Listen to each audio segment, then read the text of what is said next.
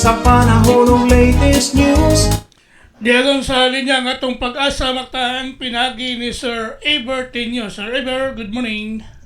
Good morning, Sir Ariel. Good morning sa tantanang tigpaminaw. Kini ang pinaka-latest na weather update para karong adlong Lunes.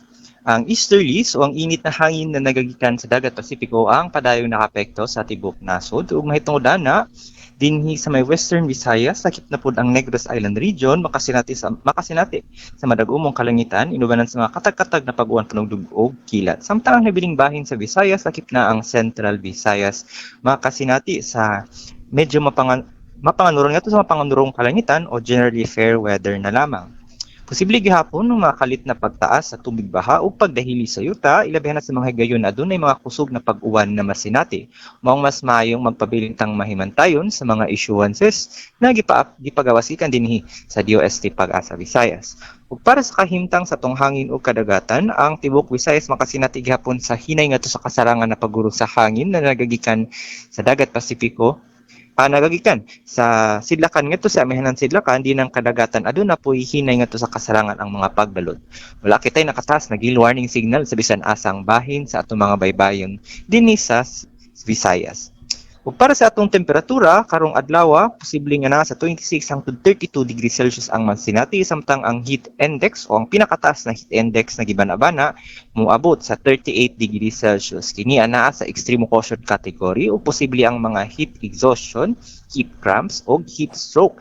Ilabi na kung magdugay kita sa exposure sa kainit. Mao mas maayong atong likayan kung mahimo ang oras sa alas 10 o alas 4 sa hapon sa pagawas-gawas kundiin taas ang temperatura ug mosuot kita og mga hayahay na sinina or hayahay na cooler sa sanina ug mag-inom og tubig para hydrated ang atong lawas. Para sa atong dagat, muhunas kini karong alas 7:09 sa buntag ug mutaog balik unyang alauna 42 lapas sa udto. Ang atong haring adlaw ni musaka karong alas 5 misaka ganyang alas 5:26 sa buntag o Philippine Standard Time na kita sa 5:33 sa kabuntagon. O kanang latest gikan dinhi sa DOST Pag-asa Visayas kini si Evergen Tenyong nagpabilin na sa pabago-bagong panahon at dunay pag-asa sa saktong impormasyon. Daghang salamat ug maayong buntag. Salamat Sir Evergen Tenyo sa Pag-asa Mactan. Okay sir, good morning.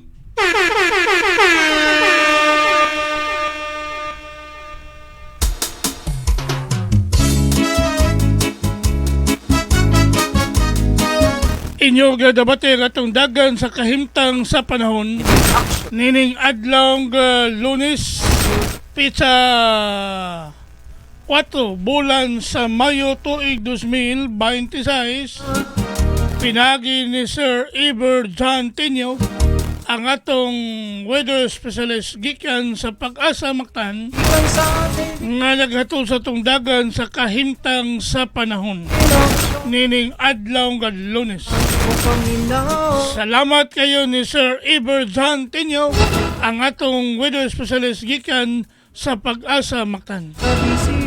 Og salamat sa Pag-asa Mactan og mayong buntag kanatong tanan. Mutambong og magamputa kung balitaning atong dakbayan mahipalugayot ang katawhan balita sa trapiko inyong masayran sa Lapu-Lapu City TV News #1.